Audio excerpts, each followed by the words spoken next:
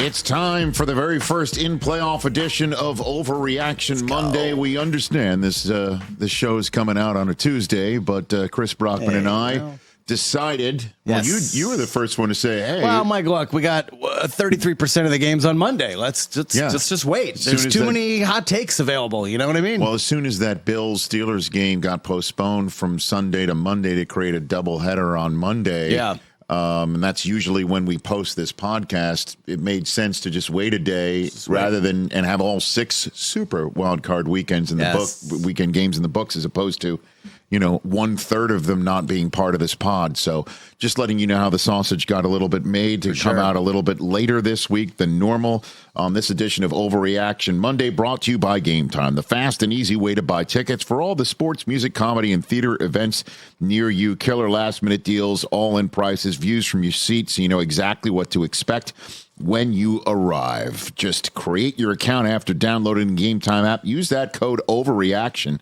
for $20 off your first purchase. What do you have over there, Chris Brockman? Wait a minute. Hold on a second. Hold on. We need our music. There we go. Hit it. Hit it. That was terrible. That was crap. That was garbage. This place sucks. Overreaction Monday. Okay, there's only 8 teams left, Christopher, but that doesn't mean we can't overreact to 24 other teams. How about the 8 that are left, though? Interesting mix. Well, of them, if you want me to just throw out there. I don't think anyone would have predicted this exact 8 when the season started. Well, this is, as you know, the first postseason that doesn't have either Tom Brady or Peyton Manning in the mix. Correct. And throughout that entire tenure of those 2 quarterbacks, with Big Ben mixed in, a little bit of Flacco, right? Yep. We were wondering who's going to take the torch from them and run with it, okay? So here are the 8 quarterbacks that are left in this playoffs right now per draft class. I did this last night. I just hit Lay it on me. I just hit the send button on the old X machine. 2016, Jared Goff. 2017, Patrick Mahomes. 2018, Baker, Josh Allen, and Lamar Jackson. Right. 2020, Jordan Love. You just combined. I know, Jordan Love. Yep. 2022, Brock Purdy. 2023, CJ Stroud. Those are the 8 quarterbacks left. And the only one with rings, plural, is Mahomes. So if Mahomes doesn't make it, then somebody's going to get a Super Bowl ring for the very first time. I love it. That's how it works right now. I love it. So it's kind of fascinating that youth is serving and that Jared Goff is the OG of this entire group. I love it. All right. So now what do you have for me in terms of Rich, let's reactions? get going. We'll get a quarterback one in a second, but the state of Pennsylvania will have new head coaches next season. I think that's an overreaction right now. I mean, how can I react to the Pittsburgh Steelers making a change at coach when it's like the moon landing? I mean, he literally walked off mid-question on Monday. I know, because he's raw, and he's not going to sit there and talk about his contract in front of everybody. Like, normally that's not he would him. give us, though, I just want to talk about the game. Let's keep it to the game. Normally he would give us a one-liner like that. We must have that soundbite, if I'm not mistaken. We're going to play that on our flagship show? Flagship show, yeah. Is that what we just referred to? Okay. So put it together, and I would say right now, if I had to first blush it. Yeah, we're recording this really early on Tuesday morning. I understand. If I had to first blush it, I'd say both are back. Ooh, interesting. You're going to zag. Well, I mean, dude, I understand the Eagles went right down the tubes. And I understand that Tomlin's Steelers haven't won a playoff game in 7 years. And for these very prideful franchises, that they want different results. Remember last year, right at this time, literally, it could be 1 year ago today. To this day, I don't have my calendar in front of me. Take a look. Brandon Staley got totally embarrassed with the Chargers. Well, I think in hindsight, he should have got fired. And I told you at the time he wasn't going to be fired. I know, but he was not. That was a big mistake. I get it. Although they could have had Sean Payton last year. They might wind up with Jim Harbaugh anyway. So I mean, these owners can't afford to make these mistakes year in and year out. Well, and some of them can't afford to just pay off coaches either. And, so I believe, Tomlin has a contract. And so does Sirianni. Sirianni's got 2 years left. Tomlin's got 1. So this is right around the time when the Steelers would make some sort of a deal with Tomlin, or Tomlin. Right. And we're going to have Mike Florio on the program of the flagship show later on Tuesday. And whenever you're hearing this, go check it out on our YouTube page where you're maybe taking in this pod, what he has to say. But Tomlin has a say in this too. He's got a say in this too. What if he's just ready for something new? And that may be part of the reason why he just strolled off the podium I know, but it wasn't a good look for Tomlin to just walk off like that. Well, I mean, the guy just got bounced out of the playoffs. It's part of the gig. I get it. If there's anybody who knows it, it's him. I know. I will say that's an overreaction, and I'll even double down and say both are back. You don't even think I'm half right. I don't even think you're half right. Wow. Right now, I could be very wrong. Okay. But literally by the time we post this podcast. What else? CJ Stroud has taken the Texans to the AFC Championship game. So you're saying he's going to beat the Baltimore Ravens? That's what I'm saying, baby. Is that entirely possible? Sure. Who am I to sit here and say that that's not possible? Yeah, but rookie quarterbacks aren't supposed to do this. I get it. And he doesn't look like a rookie quarterback, does he? He's doing things that it's very rare to see. He's the first rookie quarterback to beat a number one ranked defense in terms of total defense in the playoffs. That's never happened. He just did that to the Cleveland Browns. I'm still leaning towards taking the Ravens right now, but I can't. No, they're big favorites. I can't sit here and say that's an overreaction. Like, you're overreacting. You're out of your mind. That's never going to happen. Or you're out of your mind. Come on, that's still Baltimore. Baltimore should win it. That's home. What I was actually expecting you to say. I mean, you've been high on the Ravens all year. I know. We both have, yeah. I totally get it. And CJ Stroud. But now you're like, well, CJ Stroud. Dude, they have it. He's it. And they are one of those young teams that may not know what they should know, which is you shouldn't go in there and win this game. We just saw what the Packers did, So who am I to sit here and say this is totally out of the realm? I don't think that's an overreaction. I don't think it's going to happen. So.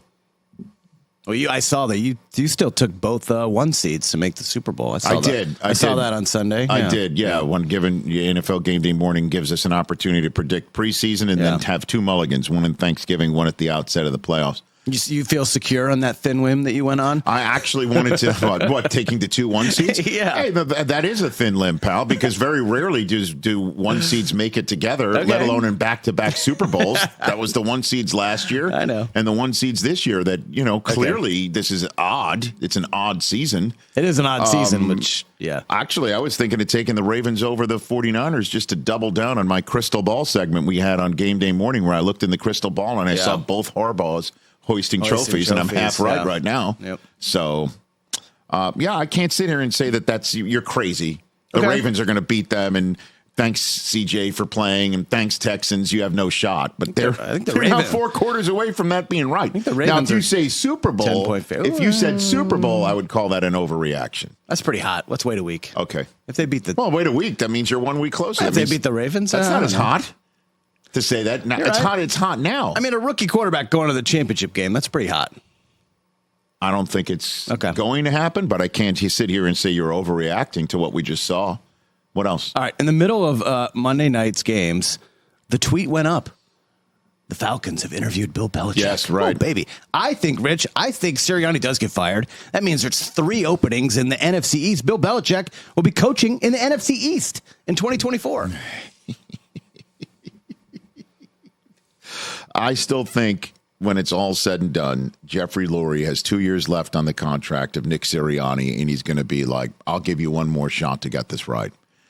We've never seen a collapse like this before. A team that went to the Super Bowl, was 10-1, ready to be the 1 seed in their conference, finished the season like they did, and one and done embarrassingly. I even said on the road. I said on this show, you don't ever want to be equated to the 1986 New York Jets, who are the only other team to go 10-1 and not win the division. Right. And the Eagles are not in the same breath as the 1986 New York Jets because those Jets won in the wild card round. See, they're their own breath. They made it to the divisional round. Oh my gosh. So the Eagles are worse. Oof. I get it. I just don't think unless again we don't know. There's always an iceberg, and we always see the tip.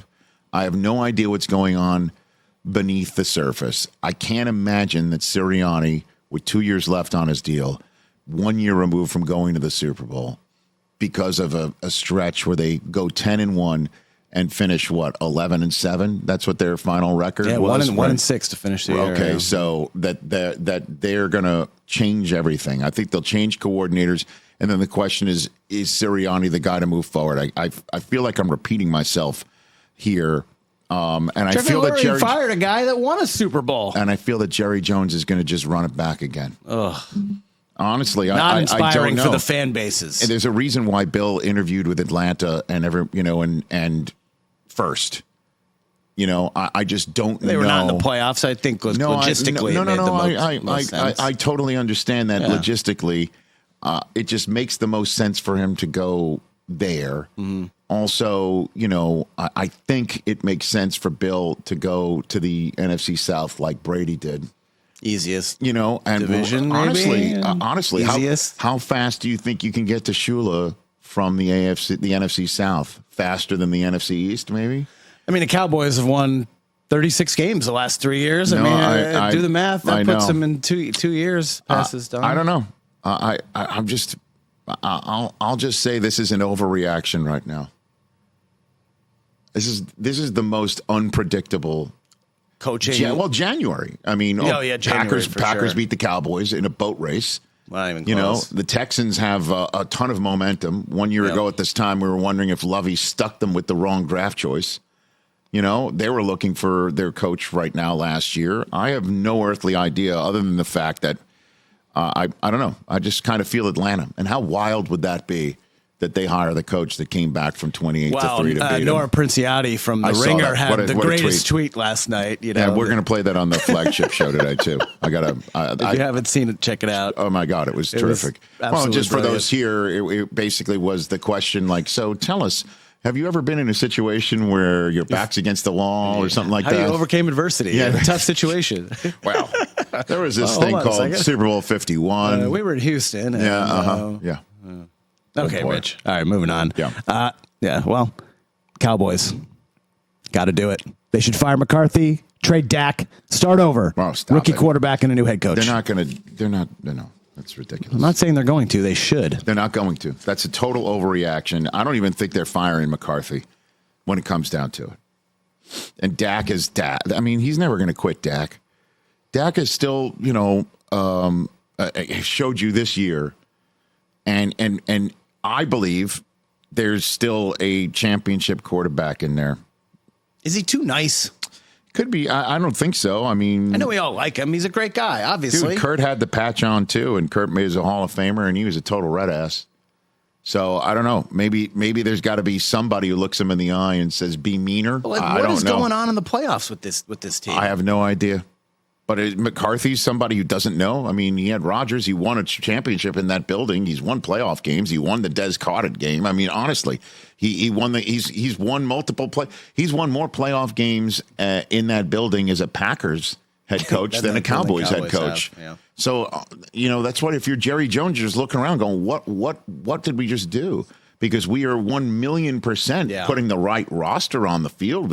We're loaded with talent to the point where I'm trying to do the math here to keep everybody, and CD is the right guy, and so is Micah Parsons, and so I think is Tank Lawrence, and so is Trey Diggs, and so I mean you got players all over the lot. Is Belichick the answer? Just going to bring him in and hand the keys over and totally change the culture of your building? I think for all these teams, though, you're never going to get an opportunity like this with all these head coaches available. Harbaugh, Vrabel, Belichick. Vrabel's the guy. Even Pete is out there. There's never going to be another situation in the history of the NFL where 4 coaches and other top coordinators are out there. And if you're a team that's like, we're so close. What could be the difference? Oh, one of these guys who I know is a Hall of Famer. Vrabel's a guy that I could grow with, though. You know what I mean? Like, Belichick is a 4-year deal, right? Sure. One would think, Yeah, maybe five max. You know what I mean? Like, so that would be about it. Vrabel, he's 48. You can grow old with him. And he's a culture changer too. He's your coach red ass also. Yeah, totally. And just one more thing here on the Eagles, because I imagine you don't have any more Eagles topics. I don't. Okay. No. Is that maybe Vrabel's the guy for there? Because honestly, we're going to play this later on our flagship show. I feel like I'm holding a rundown meeting as we're taping this before our Tuesday show through our microphone here. Do you remember when Vrabel came on as the Titans head coach, and I asked him about the possibility of trading away A.J. Brown? Oh, yeah. And he's like, he hated it. Not as long as I'm the head coach. Not as long as I'm the head coach. Yep. So it was not his call. Who currently has A.J. Brown under contract? I feel you. So I'm just wondering if that is happening potentially instead of Belichick. I like it. But I still just think, change for change's sake, just because there's bigger names out there. When your guy took you to the Super Bowl and you watched how he represents the it of this town. Remember when the Phillies were in the Super Bowl and we were talking about how he's like the Bryce Harper of the football side of the Philadelphia it equation? Things change fast. I know. So that's an overreaction. The Cowboys shouldn't just totally remake themselves. I don't think that's happening. I mean, in terms of roster and coaches and culture, that's just not going to happen. I got to tell you, I love the Game Time app. Get it on any mobile device in your household. And the minute that you do, download the Game Time app. And the minute that you do, you will see how easy it is to buy tickets to anything, sports, music, comedy, theater events near you. There's killer last-minute deals. You can even get tickets after the event begins if you want to go last second. There's all-in prices, so you see your entire total up front before you buy. There's views from your seat. You know exactly what the stage, what the court, what the ice maybe looks like from your seat before you buy. There's their best price guarantee. Game Time totally removes the guesswork out of buying tickets, and you can get them in just seconds with 2 taps. So download the Game Time app, create an account, and use our code OVERREACTION. You get $20 off your first purchase. Restrictions apply. Visit GameTime.co for terms. Again, create an account, redeem the code OVERREACTION, 2 R's in Overreaction. $20 off. Download Game Time today. Last minute tickets, lowest price guaranteed. Chris, second half. Second half, here we go. Love the scene in Detroit on Sunday. It was awesome. Happy for all those fans and players. Jared Goff is better with Dan Campbell than he was with Sean McVay. I think so, don't you? Oh, I thought you were going to push back on that. Why? He went to the Super Bowl with the Rams. I understand that. Don't you think he looks a lot better right now? He could be more mature. It could be more been there, done that. He's everything he does under center, everything he does in the locker room, everything he does off the field is informed by his experience in Los Angeles and then being sent away. Sometimes you need a change of scenery. Sometimes you need something that happens in your life that gives you pause and say you look at the man in the glass, or you're or you're just figuring out that you needed to grow. Didn't we ask him on our flagship show when he came on earlier in the season? I asked him, how long do you think an NFL team should evaluate a quarterback? How quickly? How many seasons? He said 3 to 4 years. Yeah, exactly. I agree with that. So, but you also can't blame McVay for doing what they did. It helped put a trophy in the case, and Stafford, accelerated the process in terms of how good at quarterback they could get. I mean, Stafford has more years on Goff and might have been a better fit for the offense that the Rams were running at the time. I mean, Jared got, enough credit for what he did with the Rams just because it was like, everyone said it's McVay's system. It's the system. Right.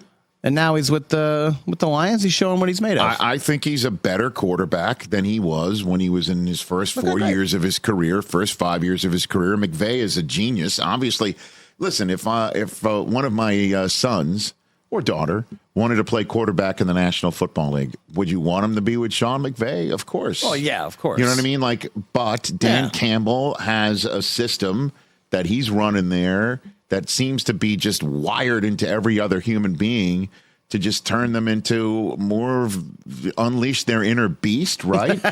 and that may be what Goff needed. When I saw Mac Jones in Germany, I'm like, there's got to be a beast in there, right? Didn't somebody take an X-ray of him? Was that Matt Judon took an X-ray of him and put dog or whatever? There's a dog in there. Somebody, one of his. That's a meme that goes around. I understand guys. that, but somebody put that out there for Mac Jones. Sometimes that's what they need, and and Goff kind of had that, doe-eyed Bambi look to him. He wasn't more of a ram, he was more of a Bambi, and now he's got his inner beast unleashed, and that may be exactly what you're talking about. Dak, right? Doesn't Dak need his inner beast unleashed, right? That you're saying, right? Seems like it. You asked earlier, is he too nice? I think he is. So some coaches need to basically look somebody in the eye and say, you're an animal, man. You're friggin' Bambi with fangs. Go take somebody's kneecap off, and they're now won a home win over the Tampa Bay Buccaneers away from getting into the NFC Championship game. I think they're going to the Super Bowl. And if the Packers somehow upset the 49ers, the Lions could host it against Green Bay, who came in, as you know, on Thanksgiving and really took them apart. Mm-hmm. So that's a very long-winded answer to say I don't think that's an overreaction right now. But it's not a reflection, I think, on either man, either coach. No, he's reaching his number one pick potential. Right. So I'm sorry to bring nuance and gray area to Overreaction Monday. No, you did it. You're wearing a gray sweater today, so it works out. I think it looks good. It's called Heather Gray, I believe. For those scoring at home. Rich? Yes. If Jordan Love beats the 49ers, the Packers should make him the highest paid quarterback in the NFL. He might just be, by the way. By the way, how about David Dunn? He represents both Jordan Love and Aaron Rodgers. Cha-ching. Does the fact that he got Aaron where Aaron wanted to go and Jordan Love stays as the Packers quarterback and is now taking the Packers where they want to go with him, and he's now 3 years into his rookie deal, his fourth year right now. Balling is right. Like, it's time. He's about to hit it. Best quarterback in the last 2 months. Well, again, you know how it works, man. It's when you hit the market, it's a market deal. It is a market deal. Jordan, look at Jalen Hurts. Jalen Hurts. He went to the Super Bowl and was a play away from winning it. But he did it in his market contract year, didn't he? So he did. Jordan Love is in his market contract year. They could let him play on the 5th year option, right? They could let him do that. That's just not going to happen. That doesn't happen in the NFL. So he might just turn out to be, and wouldn't that be wild? But what he's proving right now, even if he goes to San Francisco and has one of those days that you think a green quarterback might have. It might happen. But if he lights it up, or he's not the reason. I think he's going to have a big offseason regardless. Brinks truck is coming for Jordan Love, man. I don't think you say the Packers should make him the highest paid quarterback in the NFL as if they have a choice. These teams have choices. I get it, but it's a market deal. They often make the wrong one. No, but they're not going to let him play on his 5th year option, and then they're not going to do the Kirk Cousins thing with him. He's the guy. He's it. And what a time, man! He went from when is he going to start? When's he going to start? Can he play? Is he any good? Can he even play? To okay. He's going to be a top 5 paid quarterback in the NFL. Mm-hmm. He looks like 4. He looks like 12. No doubt. He's balling. Together. I'm very happy. He's 10, man. What else? I'm very happy with this kid. Rich, By the way, I'm agreeing with you a lot. I know. I'm getting a little bit concerned. I think you're going to push back on this one. All right. Speaking of contracts and what teams should do, the Dolphins should wait to extend Tua, make him play out the 5th year.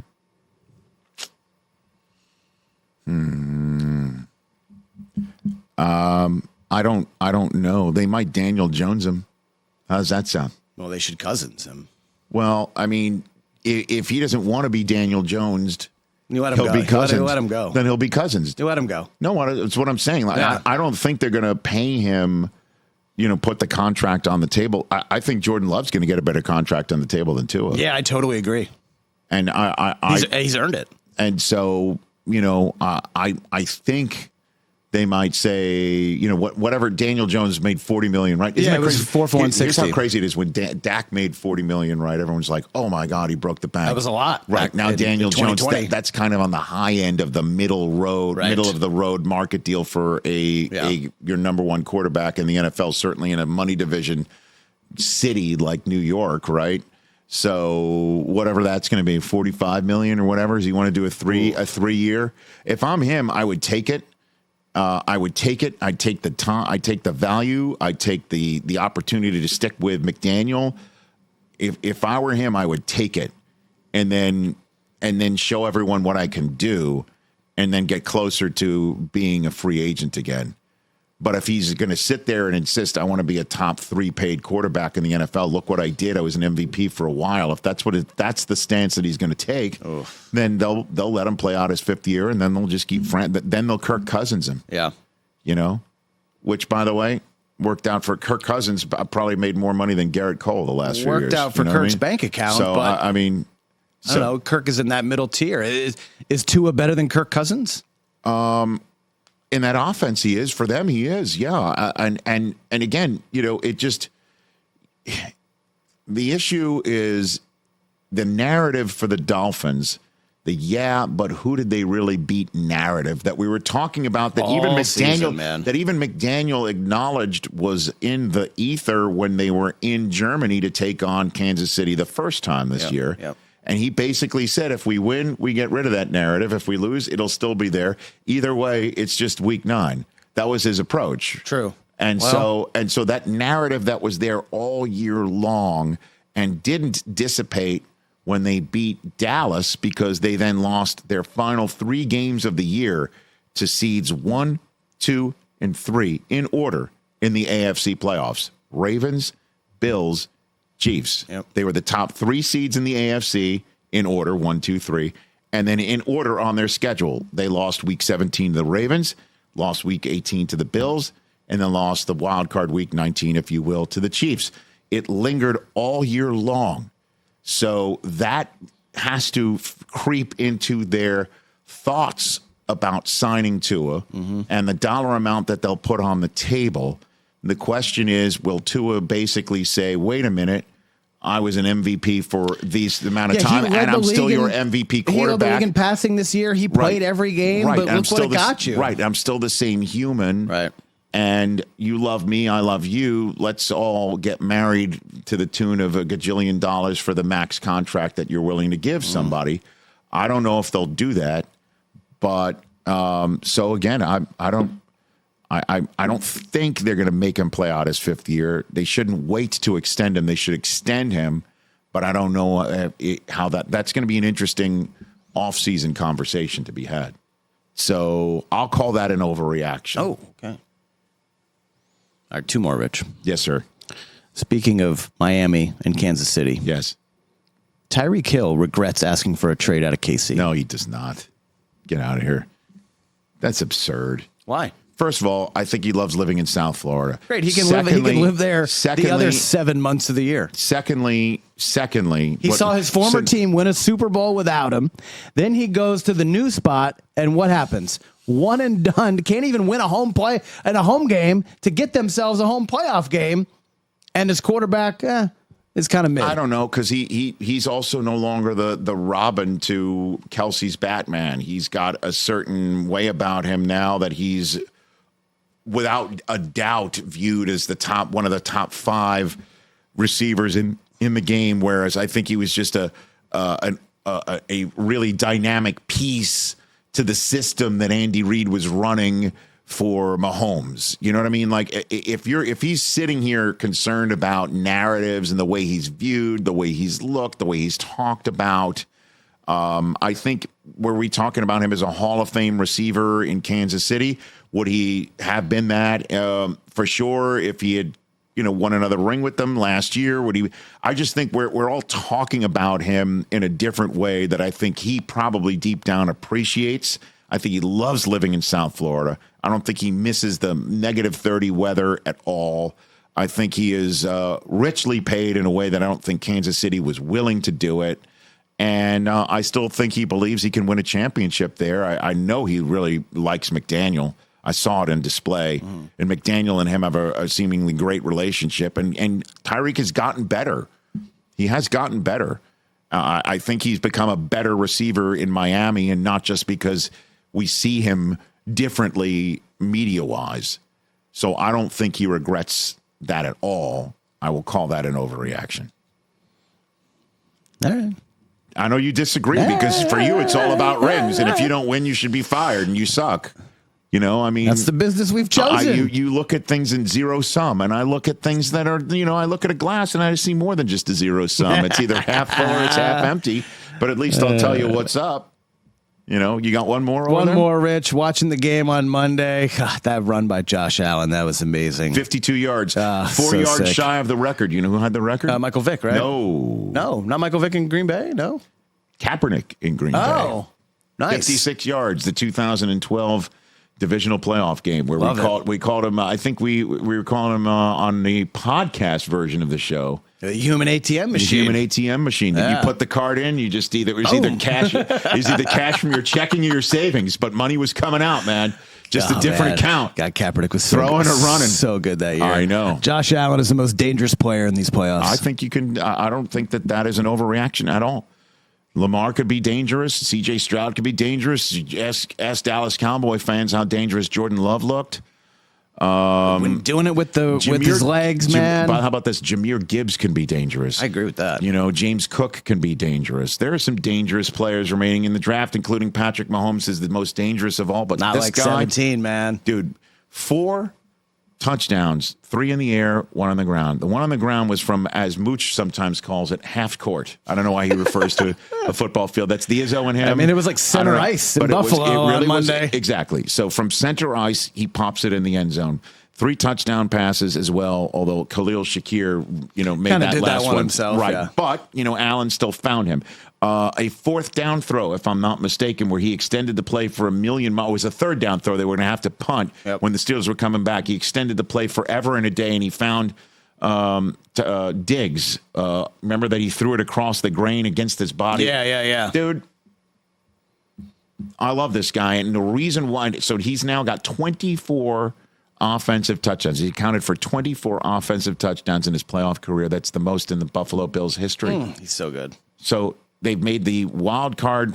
They've made the divisional round 4 years in a row. This is after they had a 24 season long drought of not making the divisional round. They've made it now 4 years in a row. We'll see what happens from here on out. He finally gets the Chiefs at home, but damn straight. I call it as I see it. It was about 6 years ago when he was beginning to really come to the fore after losing that playoff game in overtime in Houston because of a terrible holding call that went against him. They should have won that game in his first year as a starter in the playoffs. He started coming into his own. Very few people steal your souls because he extends a play and he looks impossible to take down when you're trying to sack him or when you're trying to put him on the ground when he's running the ball down your throat. He takes your soul in a way that few players can. And yes, he can eliminate the Chiefs by himself by running it and throwing it and telling Mahomes, you've got the problems on your offensive side of the ball. Yep. We do not. And yes, we're banged up on defense and you've got a championship defense, but look how it looks when I'm coming for your souls. And they can absolutely make the AFC Championship game. And they can absolutely go into Baltimore if that's where it is. And I just mentioned at the top of this, we're going to weave it all together. There's 3 members of the 2018 quarterback draft class remaining in this playoffs. It could be the 7th overall pick of that draft and then the 32nd overall pick of that draft going against each other for the right to play in either's first Super Bowl. I can't wait for that matchup. Obviously, there's the matter of the C.J. Stroud-led Texans and the defending Super Bowl champs, of course, in the equation. Small factor. But for sure, I agree with this. That is not, and you knew I would. You wrote this, you're like, Rich is totally going to agree that this is not an overreaction. This is how I wanted to end it. I believe so. He is the most dangerous player remaining in these playoffs and could be, obviously, I'll say that for the entire playoffs going in, that just includes 2 teams. And McCaffrey, I didn't even mention McCaffrey or any of the San Francisco 49ers. The playoffs, the final 8 loaded with superstars. Right, correct. So, yeah, I'll still say that, even when we're talking about the NFC 1 seed that's sitting at home, loaded.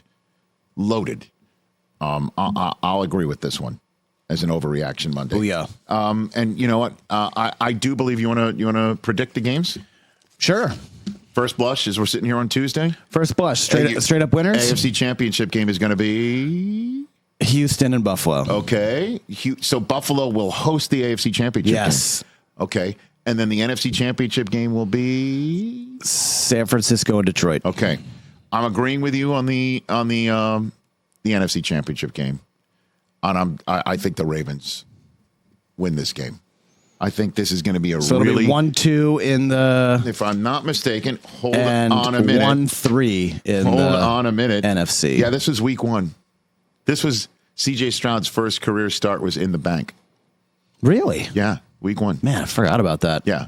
I forgot that a million years ago. Eagles and the Bucks played in like week 3, right? 8 million years ago. So wow. You can't really look at that and say check the tape and see how they are. You could probably start seeing how he's processing and making really good throws against a defense that he's supposed to throw an interception against. Yeah, I'm sure it didn't just come out of nowhere with C.J. Stroud, right?